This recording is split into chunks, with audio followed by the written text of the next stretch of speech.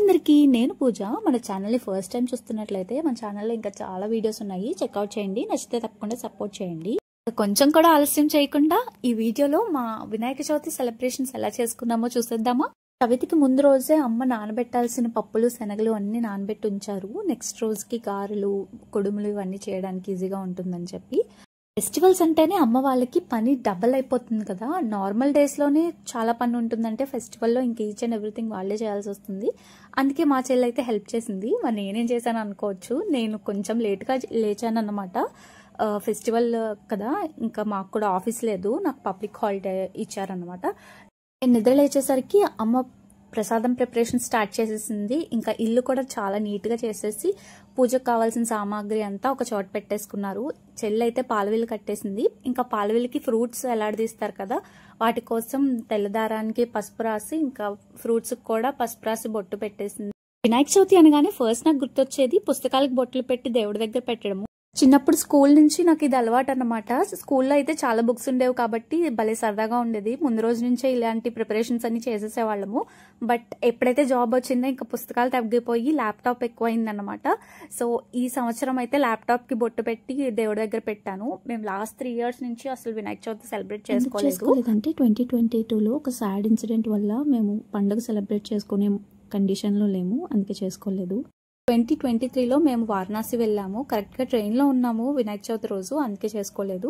ఇంకా 2024లో అయితే client visit కోసం బెంగళూరు ఆఫీస్కి రిపోర్ట్ చేయమన్నారు. క్లయింట్స్ వస్తున్నారు కాబట్టి ఇంకా వెళ్లాల్సి వచ్చింది, తప్పలేదు. ఇంకా నాకైతే వినాయక చవితి రోజు ఎర్లీ మార్నింగ్ ట్రైన్ ఉంది. మా ఇంటి దగ్గర ఉన్న వినాయకుడి గుడిలో కొబ్బరికాయ కొట్టి నేను ట్రైన్ ఎక్కేసాను. చాలా బాధగా అనిపించింది.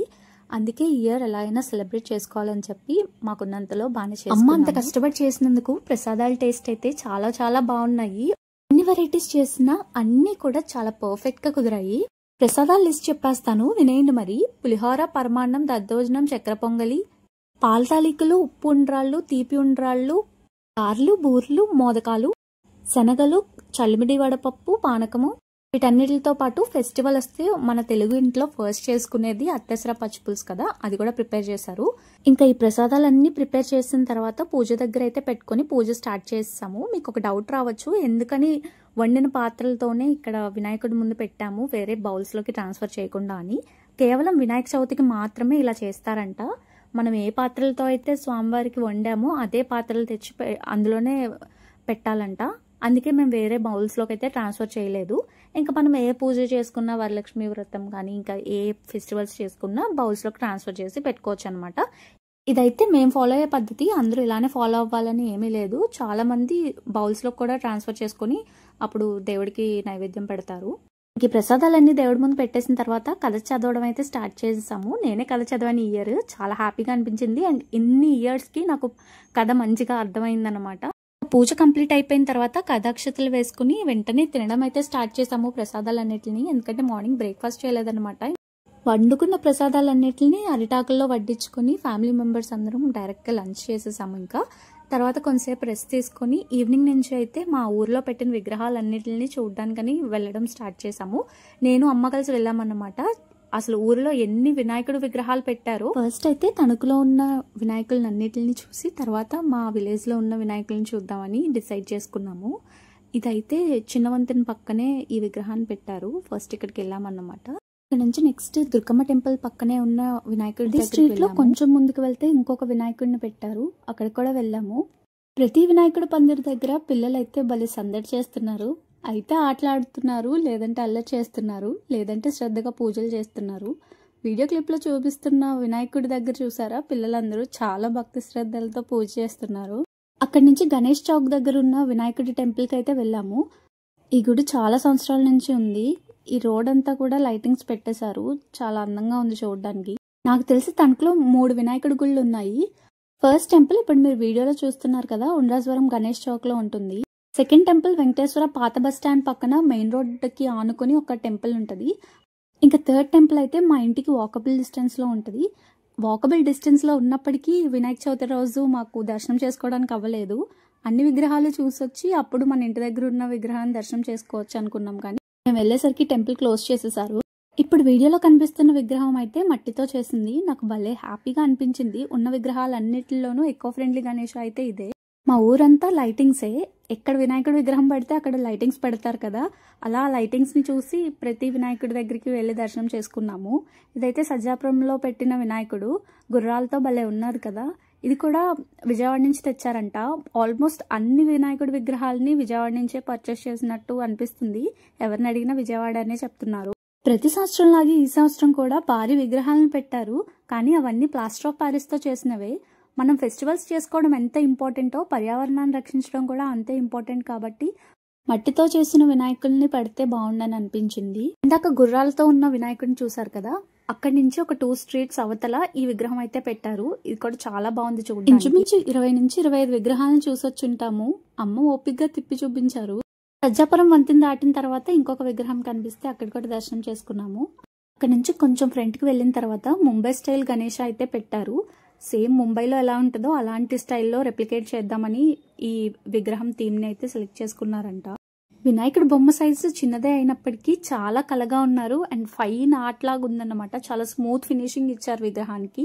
ఇంకా అక్కడి నుంచి కొంచెం ఫ్రంట్లో ఒక ఇల్లు లాగా ఉంది, అక్కడ పెట్టారు ఒక వినాయకుడిని.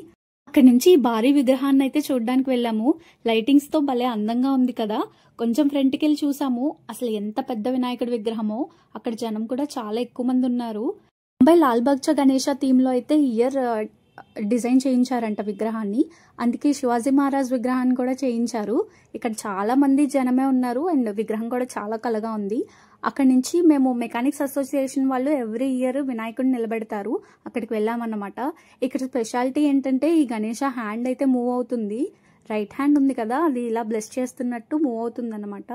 ప్రతి వినాయకుడు చాలా యునిక్ గా డిజైన్ చేయించారు. ఒక వినాయకుడి నుంచి ఇంకొక వినాయకుడు ఉన్నారు. విగ్రహాలన్నీ చూస్తున్నప్పుడు ఫిల్మిమోజీ వాళ్ళు గణేష్ నిమజ్జనం అని ఒక హిలేరియస్ వీడియోని అయితే రిలీజ్ చేశారు కదా, అది గుర్తొచ్చింది. ఇంతవరకు మీరు ఆ ఆడియోని వినకపోయి ఉంటే మన షార్ట్ వీడియోస్లో ఇంక్లూడ్ చేశాను, ఒకసారి చెక్ చేయండి. ఈ లైటింగ్ చూడండి, చాలా చాలా బాగుంది కదా. మెయిన్ రోడ్ మీద ఉంటుంది ఈ టెంపుల్. ఇందాక చెప్పాను కదా పాత బస్ స్టాండ్ దగ్గర ఉన్న వినాయకుడి టెంపుల్ అని చెప్పి. ఇక్కడ చాలా సంవత్సరాల నుంచి ఉత్సవాలు అయితే చాలా బాగా జరుగుతాయి. సాంస్కృతిక కార్యక్రమాలు కూడా ఎవ్రీడే జరుగుతూ ఉంటాయి 9 రోజులు. దర్శనానికి ఇక్కడికి వెళ్దాం అనుకున్నాం కానీ చాలా మంది జనం ఉన్నారు. మెయిన్ రోడ్ అవడం వల్లేమో క్యూ లైన్ అయితే రోడ్ వరకు వచ్చేసింది. ఎక్కడైనా వినాయకుడే అని చెప్పి మేమైతే గణేష్ చౌక్ దగ్గర ఉన్న వినాయకుడి గుడిలో అయితే దర్శనం చేసుకున్నాము. ఇంక ఈ విగ్రహాలన్నిటిని కూడా చూసాం కనుక అక్కడ కూడా గణేశయ్యే కదా. అక్కడ నుంచి బ్రిడ్జ్ కి లెఫ్ట్ సైడ్ కొంచెం స్ట్రైట్ గా వెళ్తే యాపిల్ హాస్పిటల్ ఉంటుంది. ఆ హాస్పిటల్ కి లెఫ్ట్ సైడ్ స్ట్రీట్ అంతా బ్లాక్ చేసేసి అక్కడైతే వినాయకుడి పందిరి వేశారు. అక్కడికి వెళ్ళామన్నమాట చూడడానికి. ఈ వినాయకుడిని చాలా యూనిక్ గా డిజైన్ చేయించారు. ఈ విగ్రహంతో తణుకులో ఉన్న విగ్రహాలన్నీ ఆల్మోస్ట్ కవర్ చేసినట్టే. ఇంకా మా విలేజ్ లో ఉన్న విగ్రహాలను చూద్దామని చెప్పి స్టార్ట్ అయ్యాము. మా ఇంటికి వాకబుల్ డిస్టెన్స్ లోనే ఒక వినాయకుడి టెంపుల్ ఉంటుందని చెప్పాను కదా. 15 సంవత్సరాలు అవుతుంది ఆ టెంపుల్ కన్స్ట్రక్ట్ చేసి. 15 సంవత్సరాల నుంచి కూడా ప్రతి సంవత్సరం గణపతి నవరాత్రి ఉత్సవాలు చాలా బాగా జరుగుతాయి. నవరాత్రి 9 రోజులు రోజుకో కార్యక్రమం చొప్పున సాంస్కృతిక కార్యక్రమాలు అయితే జరుగుతాయి. 27, 28, 29 సెప్టెంబర్ ఈ 3 రోజులు అయితే గరికపాటి నరసింహారావు గారి ప్రవచనాలు జరుగుతున్నాయి. ఈ విగ్రహం అయితే కుడి పక్కనే నిలబెట్టారు. వీధికి స్టార్టింగ్ లో ఈ విగ్రహం పెట్టారు అండ్ ఎండింగ్ లో అయితే ఈ విగ్రహం పెట్టారనమాట. ఒక 4-5 ఇయర్స్ నుంచి అనుకుంటా ఈ విగ్రహం కూడా నిలబెడుతున్నారు. ఇది స్కూల్ కి ఆనుకుని ఉంటది. ఇంకా అక్కడి నుంచి కొంచెం ఫ్రంట్కి వస్తే రామాలయం పక్కనే ఈ వినాయకుడిని అయితే నిలబెట్టారు. ఆ తర్వాత అవతల స్ట్రీట్ లో పోలీస్ స్టేషన్ కి ఆపోజిట్ అయితే ఈ విగ్రహాన్ని నిలబెట్టారు. ఈ విగ్రహం దేవిదుర్గ నగర్ లో అయితే నిలబెట్టారు. ఇది కూడా చూడడానికి చాలా బాగుంది. ఇక్కడ పిల్లలు చేసే సందడి చూసారా, భలే ఆడుకుంటున్నారు. ఈ విగ్రహాన్ని చూడడానికి చవితి రోజు అయితే టైం సరిపోలేదు, అప్పటికే చాలా టైం అయిందని చెప్పి నెక్స్ట్ డే వెళ్ళి దర్శనం చేసుకున్నాము. అక్కడి నుంచి గరికపాటి నరసింహారావు గారి ప్రవచనాలు వినడానికి అయితే వెళ్ళాము. చాలా మంది జనం వచ్చారు. అసలు కుర్చీలు ఖాళీ లేవు. నేను అనుకున్నాను అందరూ ముసలి వాళ్ళే ఉంటారని, కాకపోతే యూత్ కూడా ఉన్నారు. అంటే అన్ని ఏజెస్ వాళ్ళు ఉన్నారనుకోండి. ఇప్పుడు మీరు వీడియోలో చూస్తుంది మా ఇంటి దగ్గర ఉన్న వినాయకుడి టెంపుల్. ఒక 3 రోజులు గరికపాటి నరసింహారావు గారి ప్రవచనాలు, ఆ తర్వాత 2 రోజులు ఇంకొకరి ప్రవచనాలు జరుగుతాయి. కాకుండా dance baby dance, cine musical orchestra, classical dance programmes, Chintamani నాటకం, సత్యహరిశ్చంద్ర నాటకాలు కూడా చాలా బాగా జరుగుతాయి రోజుకొకటి చొప్పున. నేను కంపల్సరీ సత్యహరిశ్చంద్ర, చింతామణి నాటకాలు అయితే చూడడానికి వెళ్తాను. నాకు చాలా ఇష్టం. ప్రవచనానికి వెళ్ళానని చెప్పాను కదా, అప్పుడు తీసిన చిన్న యూట్యూబ్ లో ఈయన బాగా సుపరిచితులే కదా, ఇప్పటిలాగే చాలా బాగా చెప్పారనమాట ప్రవచనాలు అయితే. మొత్తానికి ఇలా అయితే మా వినాయక చవితి సెలబ్రేట్ చేసుకున్నాము. మీ ఊర్లో కూడా ఇలానే గణపతి నవరాత్రులు జరుగుతాయా? Let me know in the comment section. ఇంతవరకు వీడియో చూసారంటే కంటెంట్ నచ్చే ఉంటుంది. నచ్చితే తప్పకుండా సపోర్ట్ చేయండి. Thank you.